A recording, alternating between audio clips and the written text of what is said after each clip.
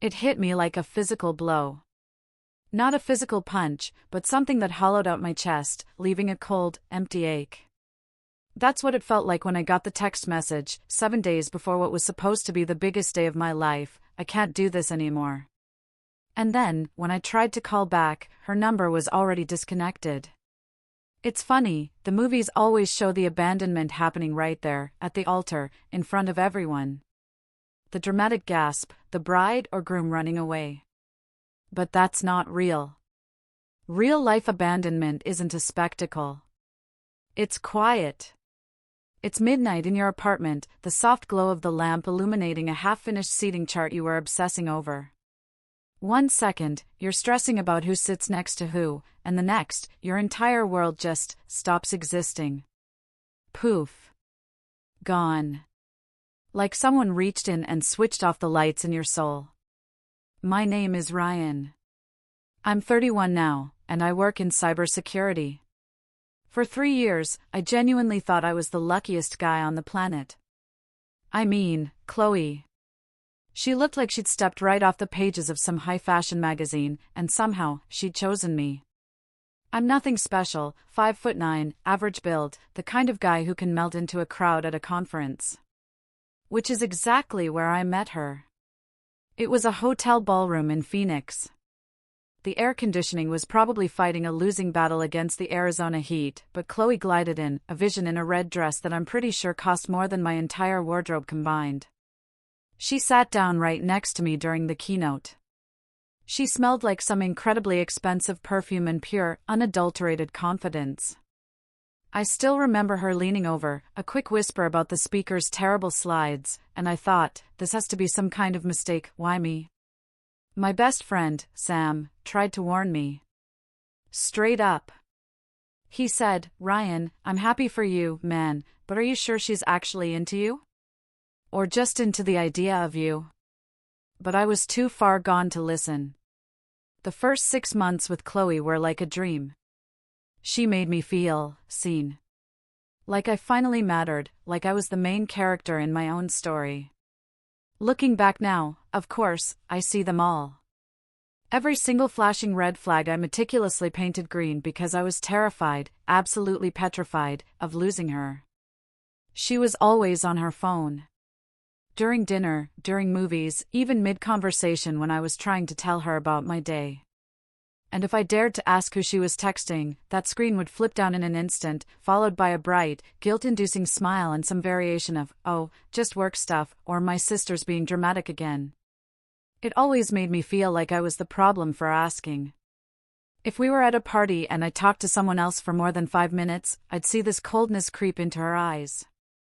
The car ride home? Silent. Until I inevitably apologized, even though I didn't know what for. I once saw her snap at a waiter, not just a correction, but a full-blown, condescending lecture, because he brought her water with ice when she'd asked for no ice. When I gently suggested she might have been a bit harsh, she didn't speak to me for 2 days.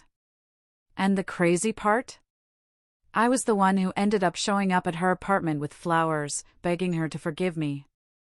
She'd smile, and everything would reset until the next time. Around month 8, she started checking my phone. Just picking it up while I was in the shower, scrolling through my messages. When I told her it made me uncomfortable, she cried.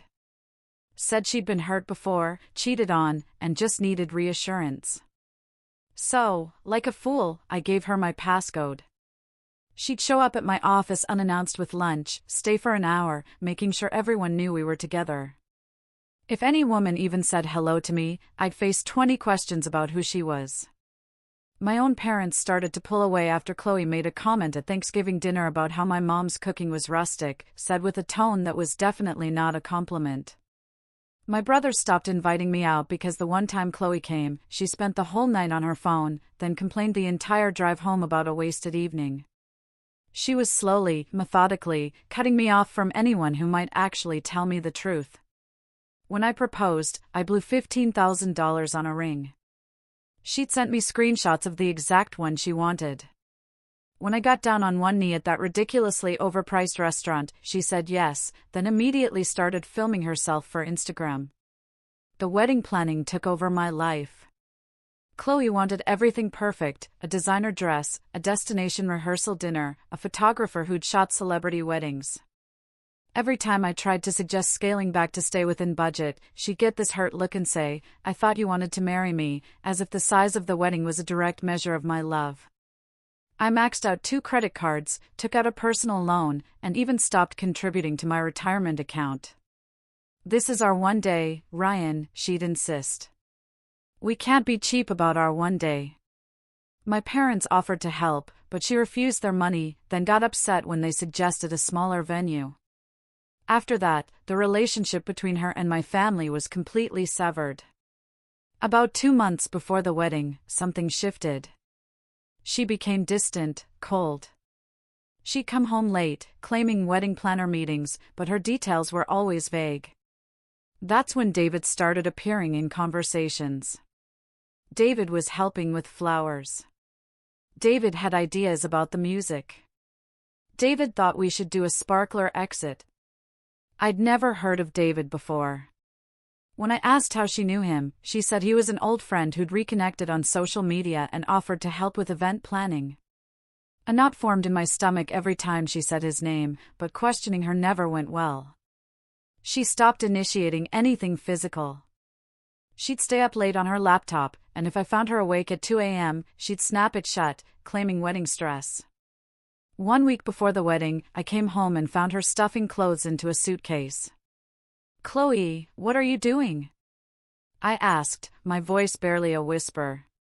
She stopped, her expression completely blank. "I need space," she said. "I'm staying at my sister's for a few days." I reminded her we were getting married in a week, that guests were traveling, that we had a venue walkthrough the next day. She just picked up her suitcase and walked past me like I was furniture. That was the last time I saw her in person for years. The text came 4 hours later: "I can't do this anymore." Then, "I'm sorry." And then nothing. I called 17 times. Sent 40 messages. All unanswered. Until my calls went straight to a disconnected number. I drove to her sister's apartment, nobody answered. I called her parents. Her dad, his voice cold and flat, told me Chloe had made her choice and I needed to respect it. The next morning, I checked our joint bank account. $6. She'd withdrawn everything. $12,000 gone. My hands shook as I called vendors, the venue, the caterer, the photographer. Nobody would refund deposits. I was losing everything, and I still had no idea why. My mom found me on the kitchen floor that night, just staring at my phone. When she asked what happened, all I could say, over and over, was she left. I found out she ran away with David 2 days later. My cousin sent me a screenshot from Instagram. They were at an airport.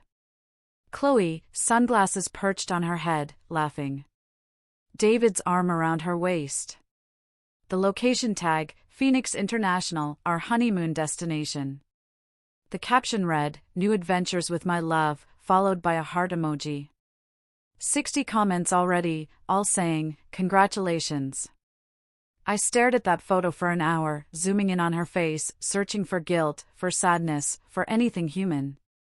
But she just looked happy. Genuinely happy, in a way I wasn't sure she ever looked with me. My hands started shaking again.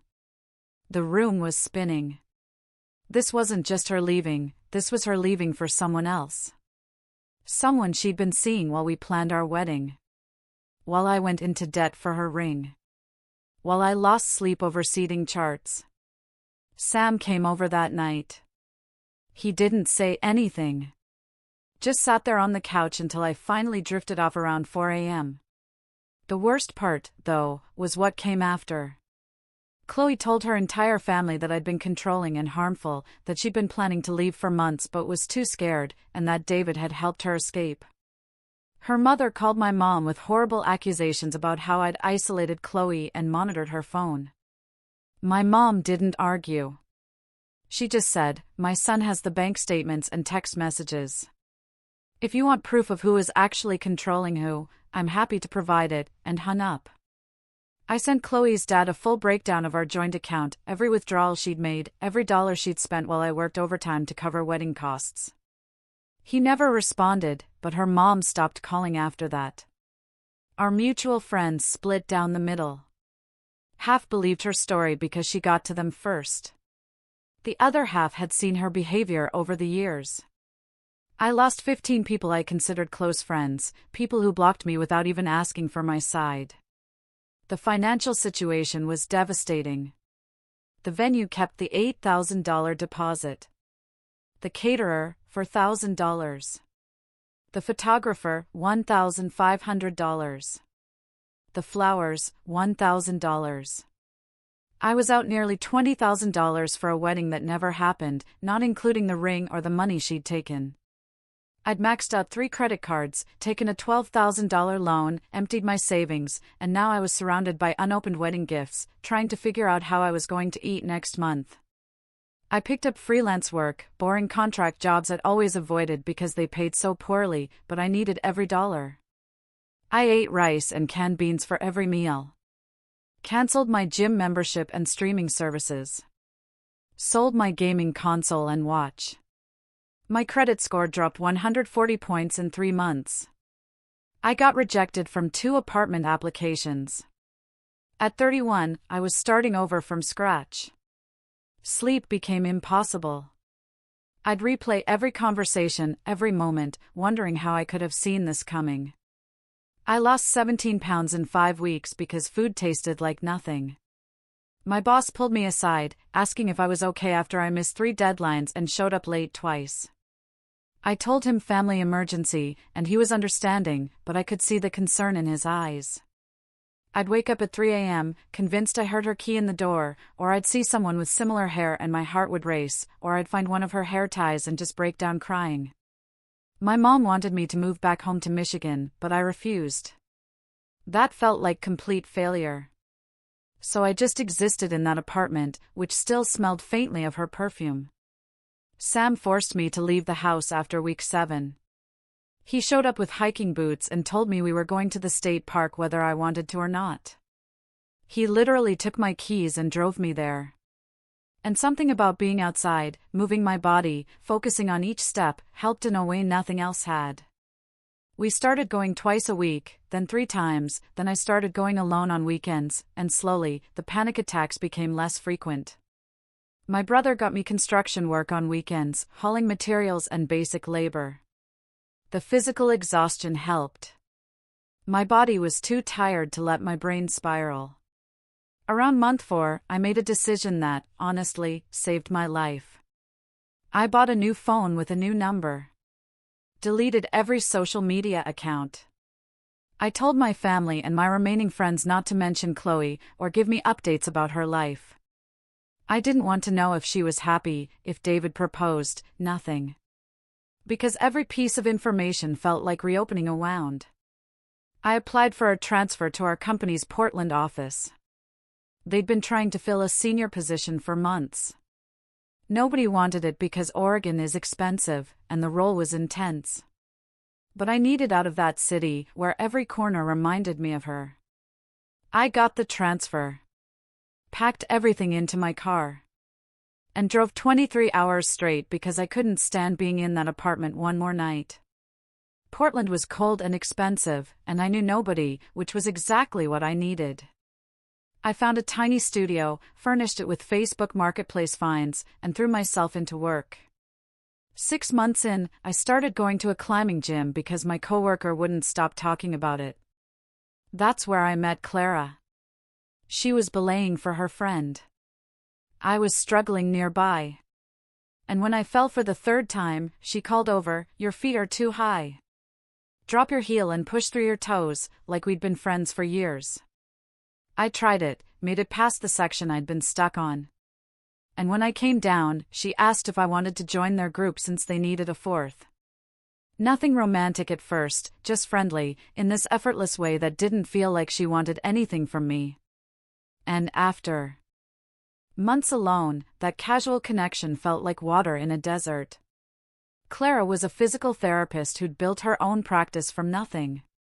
She had a loud laugh, wore the same ratty climbing shoes from college, and drove a car with 190,000 miles that she refused to replace because, as she put it, it runs fine.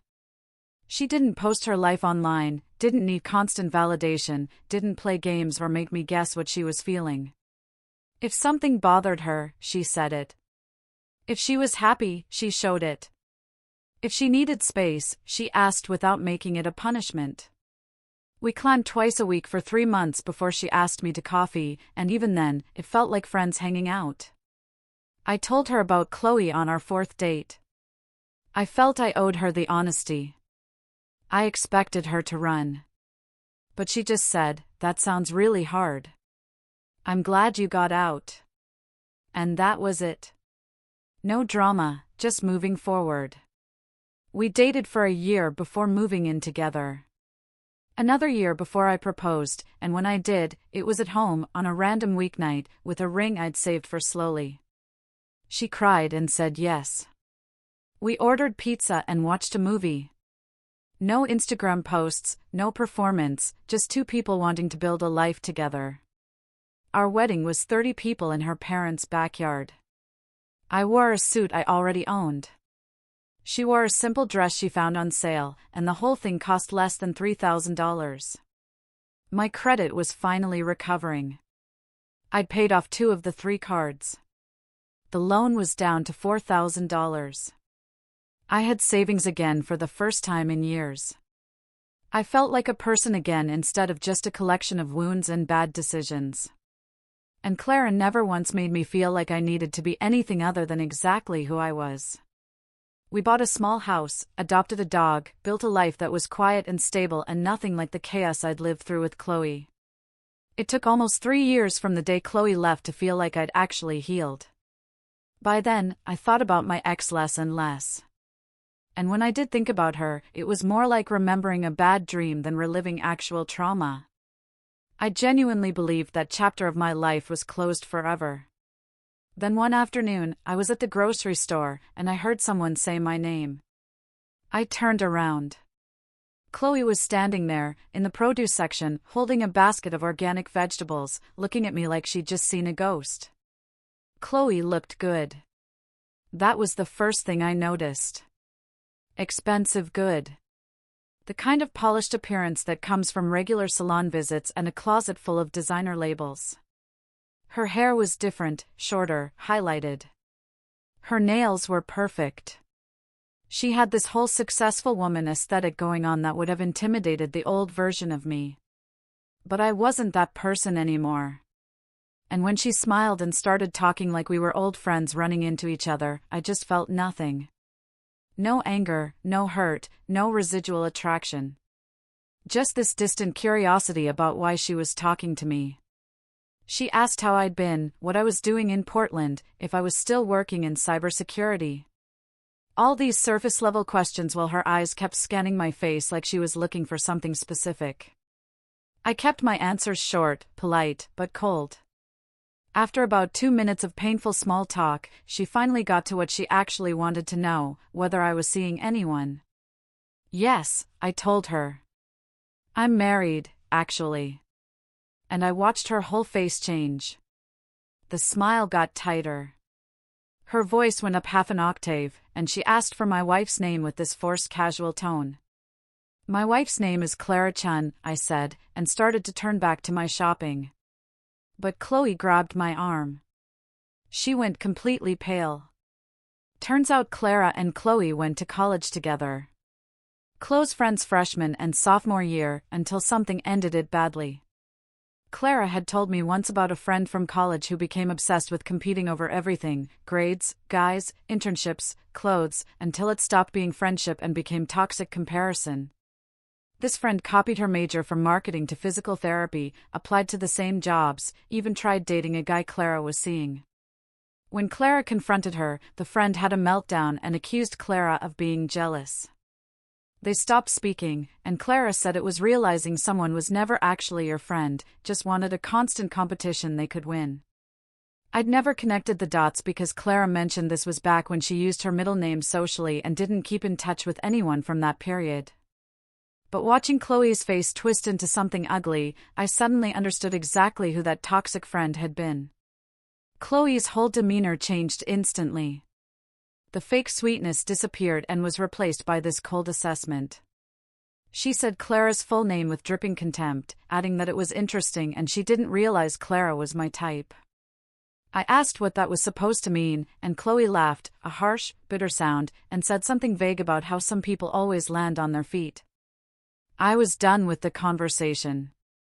I told her it was good to see her and started to walk away, but she followed me down the aisle, talking faster now. Asking where we lived, how long we'd been married, if Clara still had her own practice, like that was somehow disappointing. I finally stopped and turned around and told her directly that I wasn't interested in catching up, that I'd moved on with my life, and she should do the same.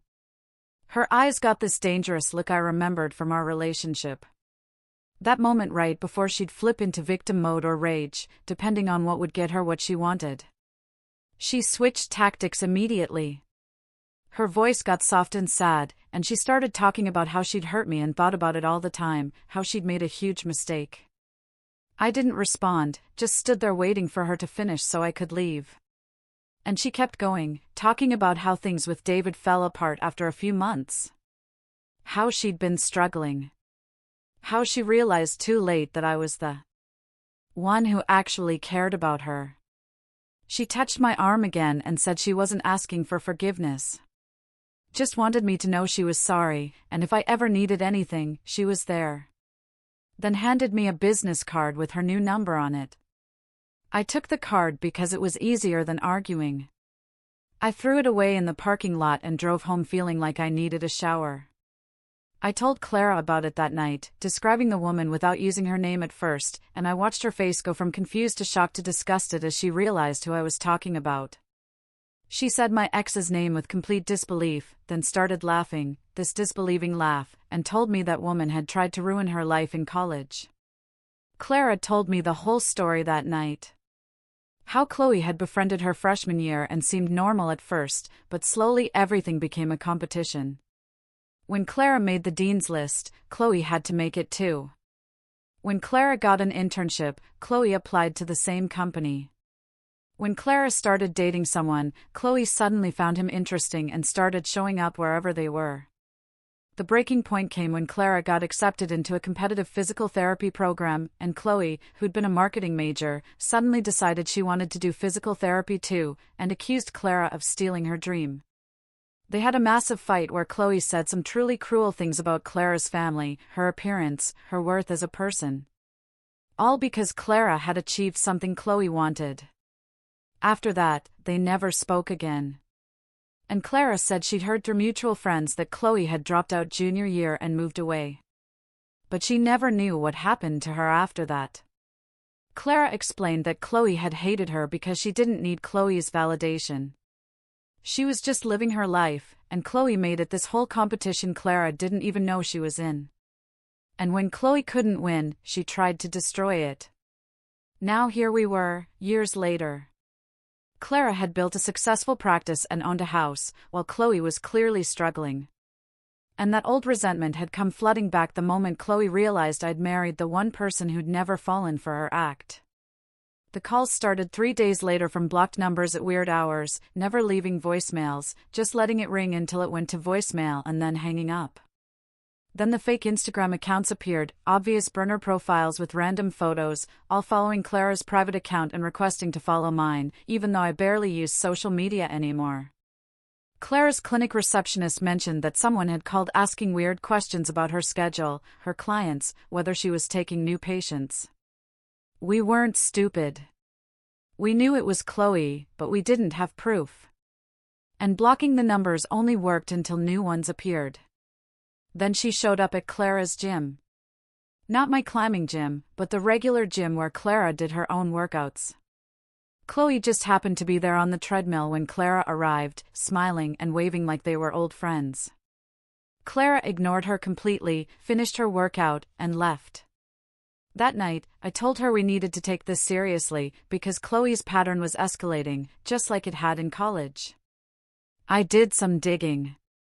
I called Sam, who still lived in my old city, and asked him to find out what happened with Chloe after she left. Turns out David had dumped her after 5 months when he caught her messaging other guys. She burned through 3 jobs in 2 years. Her parents had cut her off financially after she was involved in taking money from them, and she was currently living in a shared apartment, working retail, and drowning in credit card debt. The successful appearance was completely fake. The designer clothes were probably knockoffs or bought secondhand. The polished look was maintained on a shoestring budget, and she was desperately looking for someone to save her from the consequences of her own choices. She'd apparently asked mutual friends about me multiple times over the years, whether I was single, where I lived, if I ever mentioned her. And when she'd seen me at that grocery store, she'd thought she'd found her way out. But then she discovered I'd married the one person she'd never been able to compete with, the one person who'd seen through her act years before I did, and had built everything Chloe pretended to have but never could. It destroyed her. Clara and I talked to a lawyer who helped us document everything, the calls, the fake accounts, the showing up at her workplace, all of it. We prepared a restraining order application, but decided to try one direct conversation first. In a public place, with witnesses, where I could make it absolutely clear that there would be no reconciliation, no friendship, no contact of any kind. I met Chloe at a coffee shop downtown. I recorded the conversation on my phone with her knowledge, because our state allows single-party consent, and I laid out the facts. I told her I knew about David, about her financial situation, about her asking around about me. And I said very clearly that I was not interested in being her rescue plan. She tried to cry, tried to say I was being cruel, tried to flip it into me attacking her, but I didn't engage with any of it. I just kept repeating that she needed to leave me and my wife alone, or we'd pursue legal action. Then I did something my therapist had suggested.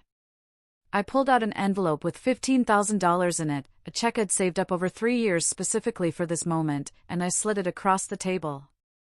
I explained that this was what she took from me. Not just the money from our account, but the ring, the deposits, the loans. All of it added up to about this much. So, here it was. We were even now. She didn't owe me anything, and I didn't owe her anything. Chloe stared at the check like it was a bomb. I could see her brain working, trying to figure out the angle, trying to understand what I wanted in exchange. I told her I didn't want anything from her. I wanted her to take this, get some actual help from a real therapist, and leave us alone. And if she contacted me or my wife again after today, we'd file for a restraining order, and I'd send all the documentation to everyone we mutually knew. I put a business card for a therapist on top of the check, someone who specialized in personality disorders and manipulation patterns, and I stood up to leave. She grabbed the check, but not the card. "You think you're better than me now?" she said, with real venom in her voice. And I looked at her one last time and said, "No, I just think I'm healthier. And I hope someday you can be, too." That was 8 months ago. We never heard from her again. The calls stopped.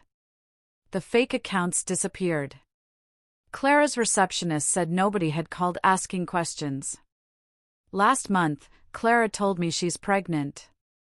We're having a daughter in May, and sometimes, late at night, when I'm thinking about the future, I feel this overwhelming gratitude that my lowest point led me here. The nightmare of that cancelled wedding, the financial ruin, the months of depression, all of it was horrible. But it also pushed me toward a life I never would have found if Chloe hadn't left. I don't forgive her for what she did, but I also don't hate her anymore.